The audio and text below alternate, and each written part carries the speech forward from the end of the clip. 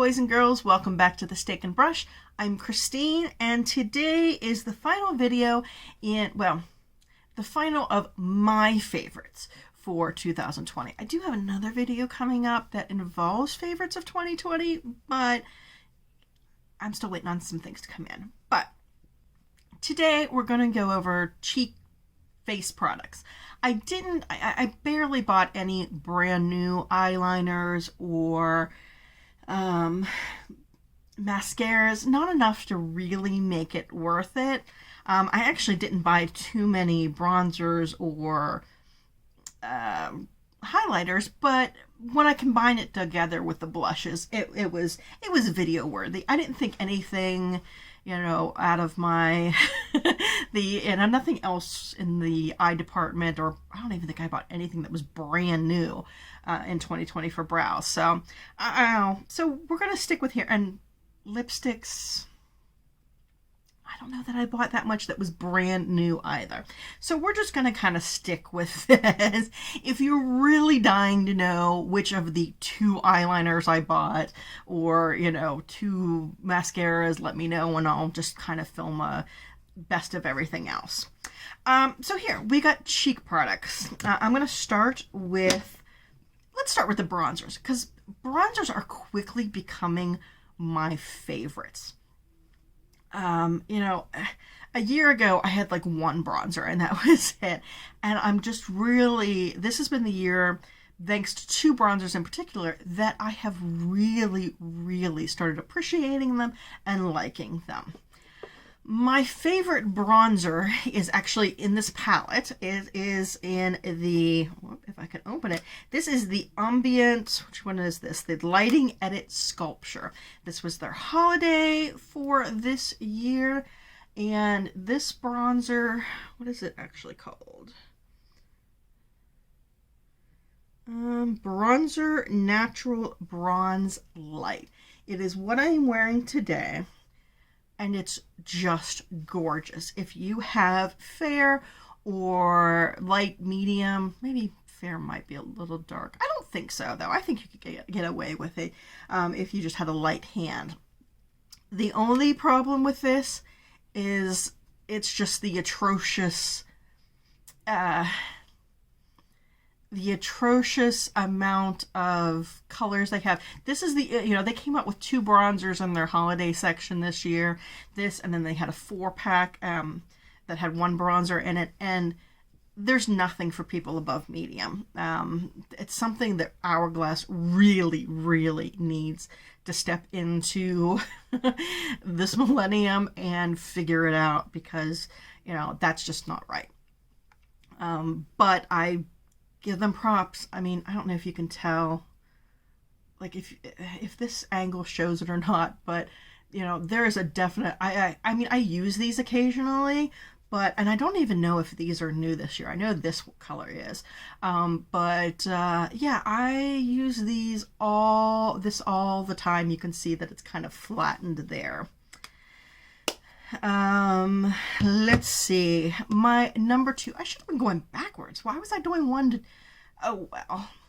My number 2, and I'm sure you would have guessed this, is the Fenty Cream Bronzer, and this one is a number 3 Macchiato. You can see I have a huge hole in this. It probably won't be too long before it's completely done. The only thing that I think I picked this one because I have a better time of blending it. I think it looks better blended out, the shade wise. And I think, I mean, for right now this is okay. But I think I would actually, if I repurchased it, I would actually go with the number 4. This would probably be, okay for right now, but for summertime, I really do think I would need a little darker color. And then the last one I have here, and I'm assuming this came out this year because it was part of a foodie box. This is from Glamlite. This is, again, it's a palette, but I'm just talking about this. This is the chocolate. What put this in third, the formula is pretty good.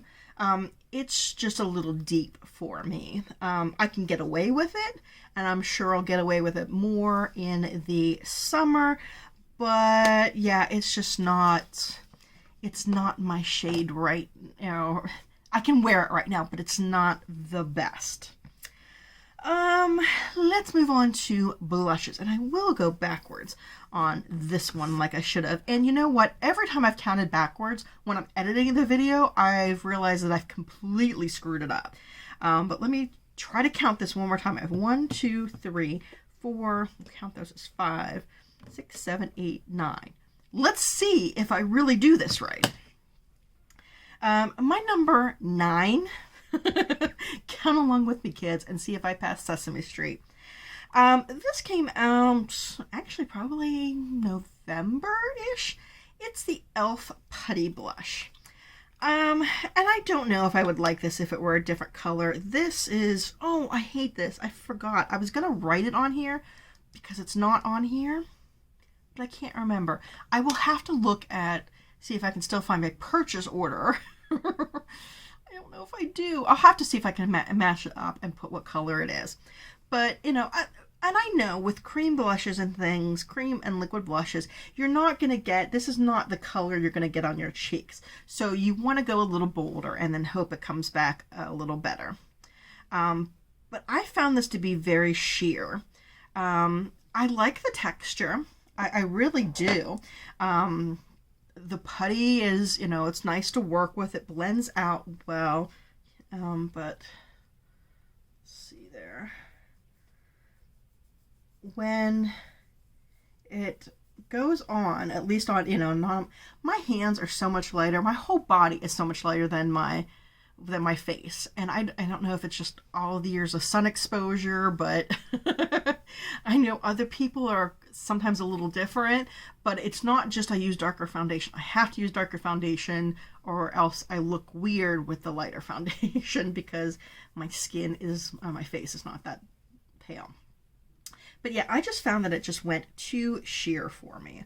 So that's why it was down at the bottom at 9. Okay, number 8. And again, a lot of these I think are more color as opposed to formula. This is the Maybelline Cheek Heat. I believe this came out in spring or early summer. What color do I have here? Nude Burn. I think what I like, actually one of the least things I like about it is the applicator here. There are the way it dispenses. You know, you squeeze it and it comes out in the little, almost like acrylic paint. The formula is not bad. It's very nice and smooth. I'm going to just make a mess doing all of these and they're all going to blend together. But again, it's much sheerer than I want it to be. If you like sheers, that might be okay.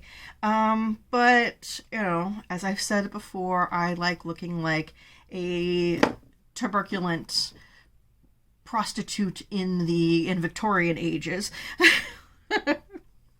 So that's my problem with it. Although I believe that hit a lot of people's worsts of the year. So maybe I'm not, you know, it's not just me on that one. So number 7 is the Natasha Denona. This is the Mini Bloom. And, oh, so I have lost it somewhere underneath my vanity, and because I can't have mobility issues, I can't climb down and get it right now. So I'm just going to tell you about it, and I'll try to insert a picture of the inside. The only problem I have with this is because it is a very glittery blush. And I guess it would work better as a blush topper, but I want it as, you know, if I'm buying a blush, I just want a blush. I don't want a blush topper. And I'm not really big on blush toppers anyway. If I want a topper, I'll put on a highlight. So that was probably my biggest complaint about it. The formula's fine. The color was fine. I just didn't need it being so glittery. So that was 9, 8, 7, 6. Is the CoverGirl Cream blush. This is in 350 Flushed. And I really like this. Let me get it out here. Again, I think the little squeezy tube makes it a little, you know, if you're just a little harsh on it, you get way too much, way too quick. So I don't like that. This gives me the tuberculent lady of the night look that I'm going for a lot. So I really, really did like that. Yeah, I think I'm one of the few people that liked the things in this line. So, you know, I don't know what to say about it, but I enjoyed it. Then, what do we have next? This is kind of a cheat because I'm combining them together because they're from the same collection. This is 5. And they are the Mulan blushes from Colourpop in Matchmaker and Good Luck Charm. Now, these have a little bit of the micro glitter in them, but nothing like the Natasha Denona. So, you know, they worked a lot better for me. The only reason they're not a little higher up is probably just because they're a little nudie, and I don't typically go for nudie, but if I want to go for a nude blush, this is, you know, where I'm going to go, because those are very pretty colors. Although I can't get that other one. I can't get Matchmaker to show up very well, but it does show up well on my cheeks. Okay, number 4 goes back to the Hourglass because it does have the 2 blushes in here. I'm assuming these are new. I think just the top row were old ones. I think just these were old, so the blushes and the bronzers, I believe. And that's Strobe Blush, Vibrant Flush, and Blush Mood Exposure. I will say I use the pink, the brighter pink more than I use this, but I still do like them both.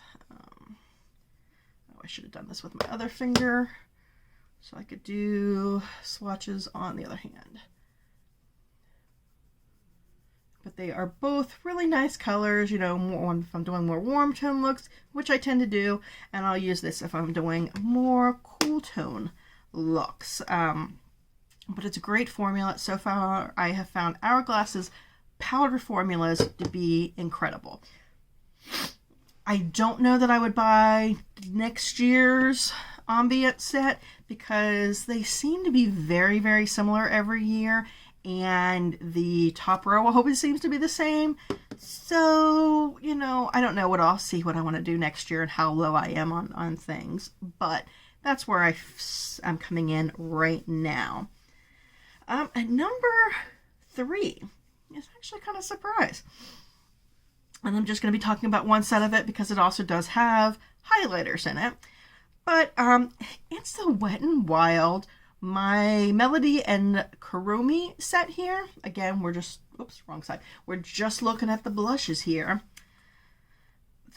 When did this come out? This came out in the summer.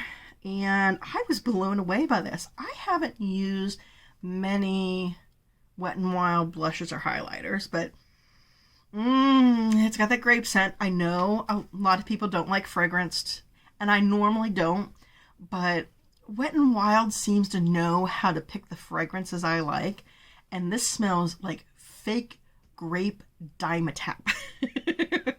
And I know some people, my daughter hates it, but I love the smell. I could just smell it all day. But this purple shade especially, do they have, let's see, I think I'm doing, you know, I've got them right, but the top one is Call Me Nice, and the bottom is Don't Call Me Naughty. Got here, so that's the bottom one, and that is the top one. So they're both very vibrant. Ooh, that actually had a chunk in it. I don't know how I did that because I don't see one coming out of the... Oh, well. So, you know, they're very pigmented, and I just really, really like them, and I'm so surprised by that. I really didn't think I would. But I did. And then we'll go to number 2. New formula this year, again, from Fenty. I really like the cream products that they came out with. I hadn't tried any of their powder ones that they had beforehand, so I can't compare it, but they did a knockout job. I know a lot of people complained about how small these are, but it's not really that bad. This is 3 grams. I mean, it just looks tiny, but it's a cream blush. It's going to last you a long time. This is in Strawberry Dip. I never did go back and try out more of the colors, but I really liked this. Again, it's that bright. It's perfect for like a spring color. And, you know, and I know I'm putting it on awfully dark here, but when you blend it out, you get a, you know, much subtler look. You can, both of these, you know, I'm putting them on hard, but you can blend all of these out. But I really like this. It was a little pricey. It was like, I don't know, $22 or something like that, compared to pretty much everything else I got, especially when you're looking at like, these are $10 for the whole thing. The Wet n Wilds, I think, are like $8. Maybelline and the CoverGirl are probably around 11 or 12, and the e.l.f. I think was 7 or 8. So yes, there is a definite price thing there, which leads me to my next one, which is probably, no, the Hourglass was definitely the most expensive thing I have here, but this was close. The Natasha Denona Love and Glow Cheek Palette. First of all, how can this not be number 1 when you have, look at this. I'm sorry, I know I keep looking over here. It's just that's where my mirror is and I don't have my monitor set up. But look at this. How could you not love something that has that? And then when you get inside, you've got Natasha Denona does this. It's wonderful where they have the cream products have this little flap here that keeps it from your powder and your cream from mixing. And then they have these 2, the Super Glow. Well, this is your cream base that you put on first, and then they have the Super Glow and the Diamond Powder. And you know, so this is pretty much like your base color there. And then you can go on top of it and put these on as toppers or highlighters, however you want to do it. You can put it directly on top of that, or you can put it above as a highlighter. And then the only thing, the Glow Impact Powder here, I never had much luck with it doing great on me, but gold highlighters just don't work too well with my complexion. But it has this, but those 3 in that corner there, I use those so much. You can see the dents forming in them. It's just gorgeous packaging, gorgeous product, you know, powders, creams, base, you know, everything in one. So that's what got me this year in blushes. Then finally, we'll do highlighters. I only bought, I guess technically you can say 5 this year. I have not been in a very highlighty mood lately. So that's probably affecting a lot of this. I just haven't, you know, I've been using my my Colourpop because I've almost panned it. And so I'm using my Colourpop Super Shock most of the time just to go through it. I haven't felt it lately. So the number 5 product is from Glamlite, and this came in the Street Taco Foodie box. And does it say what color it is? Oh, it doesn't say what color it is on there. I'll have to look that up. But my main problem with this is not formula at all. It's the color. I'm not really, a purple highlight is just not anything that I'm into right now. You know, maybe later, I don't know, but not really what I'm into right now.